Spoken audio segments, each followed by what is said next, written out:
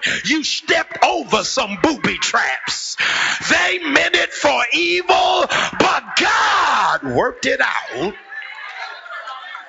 He worked it out for your good. And when that bomb didn't go off, it is amazing that CNN didn't cover it. MSNBC didn't say a word. Fox clearly did not broadcast. It was people on Twitter who made the story come alive. Most people are not interested in what you've been through. They ask how you doing, but they expect you to just say okay. But if you start going into what you're dealing with and how hard it's been, all of a sudden they get busy and get distracted. How you irritated when you asked me how I was doing? If you didn't want to know, you shouldn't have asked me. And for real, I ain't even asking you for money. I was just sharing with you what it is that I'm dealing with. Don't assume I need something. I may need just a friend that's got a listening ear. And in 1 Samuel, grenades keep going off in David's life. Saul, who David admired and considered a mentor, flipped the script on him and began to fight him. David is on the run, just getting ready to mess you up, because the one he would kill for is now trying to kill him. I could really drop the mic and give the benediction right here. Isn't it amazing how many people who you were there for them, y'all ain't talking back to me, and then they got the nerve to resent you when you was a real friend and told them the truth. It may not have been what they wanted to hear, but because you had no strings attached, it was from a pure place, and they think you hating. No, I ain't hating. I'm telling you, you crazy to stay with that Negro. I'm telling you, what you doing is leaving yourself open. And it's a shot in the arm, because now he's on the run from somebody he used to run with. And in chapter 29, David's been in an asylum, serving faithfully under witness protection, because where he came from wants him killed. And he's been there faithfully undercover for a year. There are no flaws in his personnel file. He has followed the letter of the law. He's tried to assist where he could. And now it's time for promotion. And out of nowhere, his co-workers turn on him. And they demand for him to be terminated when he's got a clean record. God, I'm preaching to somebody in here. It's amazing how you can be in a place, mind your business, do your work, stay focused on your task at hand, and then when it's time for you to be promoted to the next level, that's where all kinds of attack comes from people, watch this, you train.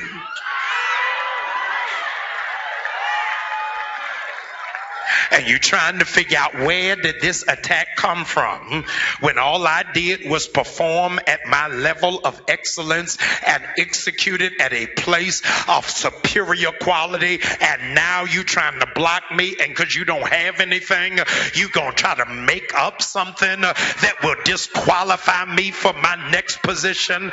God told me to tell 50 of you, if you give me glory, don't worry about it. That ain't even the place. I got somewhere else for you. That ain't even what I got in mind for your life. Let them do whatever they gonna do, because I didn't want you there in the first place. Don't even get comfortable comfortable in that position. And David protests. What have I done that you firing me? You got nothing in my record, nothing in my folder. You've never met with me. You've never filed an official complaint. How are y'all getting rid of me now? And the king said to Dave, what I say to you today, David, don't worry about it. You don't even know what this means. This means, for 30 of you who don't mind shouting, this means you don't have to fight.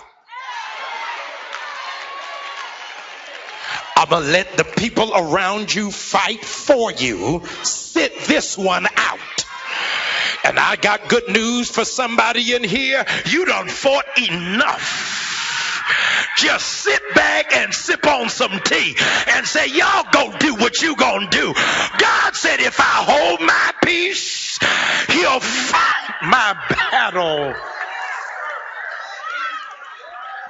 He says, Dave, you ain't got to fight this time. Sit this one out. Watch this. And in the morning, you are released. When the sun comes up, God help me, you are released from fighting, not just you, but your friends. The people that stuck with you when you had the fight of your life, I'm giving them all a pass. And some of y'all ought to be giving God glory because you got some friends that's been in warfare, been in battle, and what you don't even realize, they had to fight because they connected to you. Because of the anointing that rests in your life, when the enemy couldn't get to you, he attacked your friend. Said, I'm giving you a pass. You ain't got to fight. This battle is not yours. The battle is the Lord's. And in 1 Samuel chapter 30, we get to our text. In 1 Samuel chapter 30, David's been traveling for a couple of days, coming out of hiding, and he finally makes it back home after being released from his former place of employment. And he gets to a little place called Ziklag. And when he gets there, much to his shock and chagrin, he's met with the news his wife has been abducted.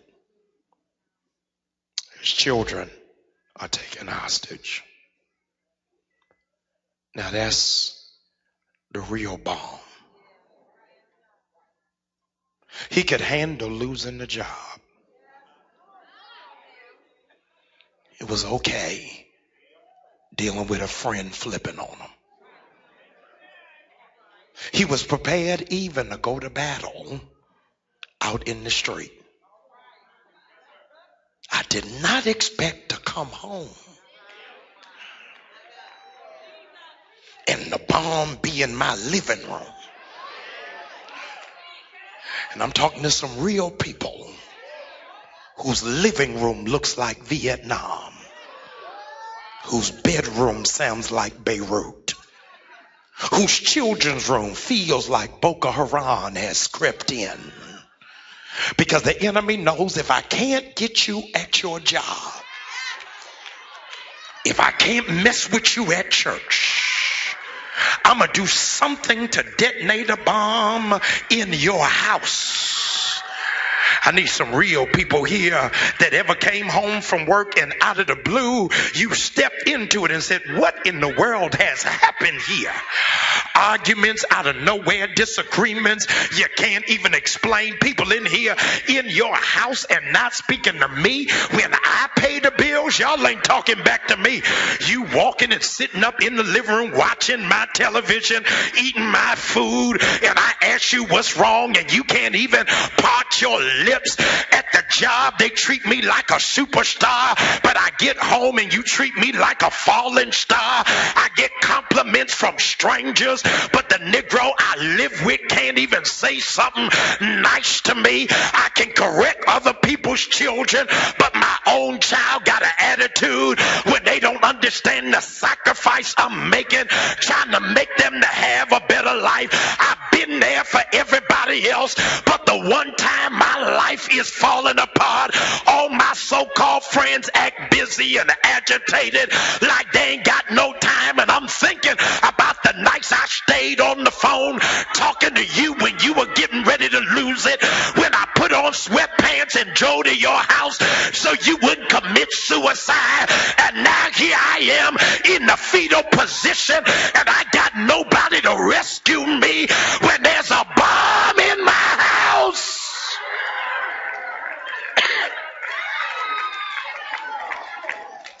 Husband emotionally gone.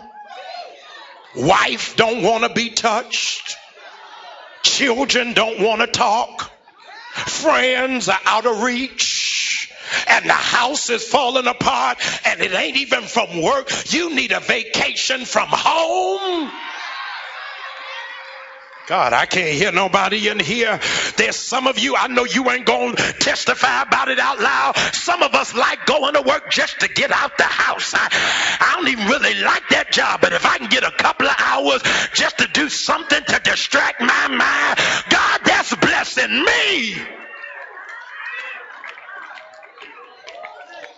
Oh, you ain't never had a bomb go off in your house? For real? You ain't never felt like your children been abducted by aliens? Y'all ain't talking back to me. You ain't never felt that way for sure. Where you felt like you were absolutely losing it and you don't know where the love went. You really ain't even been there. Forget about being in love. Y'all ain't even friends no more. You just trying to have a decent conversation, and a bomb has gone off in your house.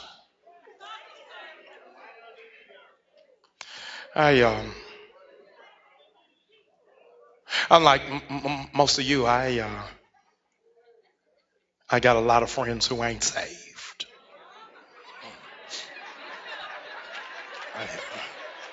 I know all your friends go to the church. I understand that. And I got friends who've been in the street. And last year, Doug, one of my closest friends who've been in federal prison for a couple of years, he called me last December. He said, Jamal, I got good news. I'm getting out of jail, and they're giving me release early. They cut 2 years off my sentence. The warden want to speak to you. He's in federal penitentiary, and so because he's in federal penitentiary, he's not in the city he lives in. And their grounds for release is they need to know how he's getting out. He hands the phone over to the warden, says, "This Pastor Brian?" I said, "Yes, Pastor Brian. Your friend getting ready to be released at the end of the week, but I need to know how he getting home."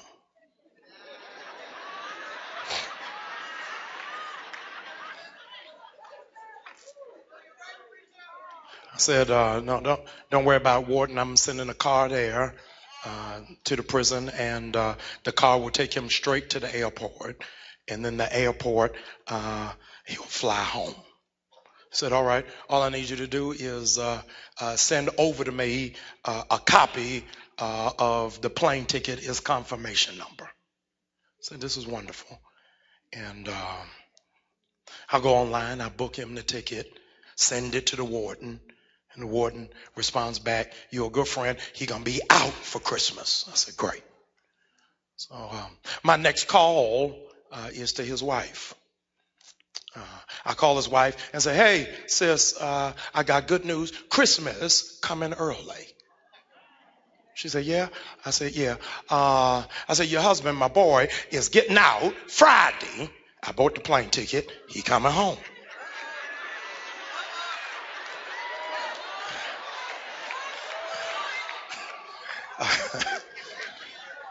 Y'all already know where this is going. She said, ho, ho, ho.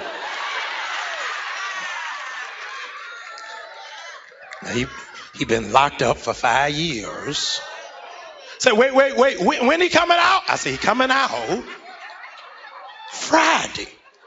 I'm sending him home. He's flying there. You got to pick him up from the airport. Here's the flight reservation. You and the boy, his son, y'all go pick him up from the airport. She said, Jamal, hey, can I say something? I said, yeah. Say thank you. She says, no, I got to explain something to you. I got to explain something to you. I said, you explain to me. Because for 5 years, while my boy been in jail, I've been paying his child support. So I need you to explain to me what you want to say. Says, now, can he come to Baltimore? I said, no, he can't come to Baltimore now. He can't come to Baltimore. He's coming to you. He's coming to you. He wants to see you and the son you hadn't brought to visit him in 5 years. He wants to see you and that son. Says Jamal, he can't come here. I got somebody living here. You got somebody living in the house this man has paid for. In the furniture he provided, raising a son you didn't bring him to see. No, he can't come here because I don't want him to go back to jail. I said, no, he ain't gonna go back to jail. You gotta get this dude out of the house before, and we're gonna act like this conversation never happened. It's just me and you. I'm giving you a solid. You got 3 days to give him an eviction. Let's just pretend this never happened. You know him, I know him. For the good of everybody, let's just get dude out before Friday come. Says Jay, I'm trying. I got another problem. I said, what's the other problem? She said, I'm 5 months pregnant. God. Y'all ain't talking back to me. I'm 5 months pregnant. So even if I get him out of the house, he gonna know when he sees me that somebody been here.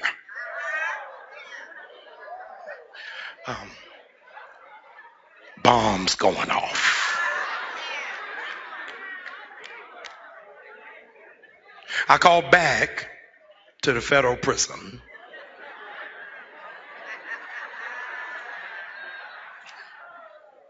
I speak to the warden. Said, man, I know this ain't telephone time,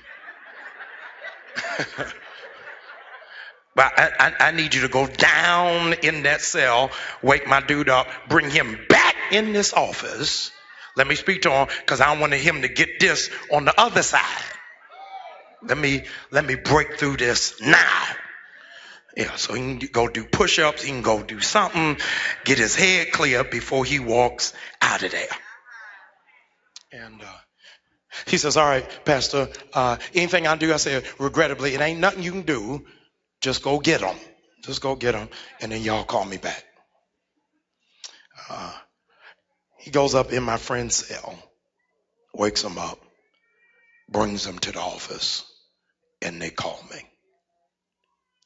Gets him on the phone, and I recount for him conversation I just had an hour ago. And in over 40 years of living, I never heard a man cry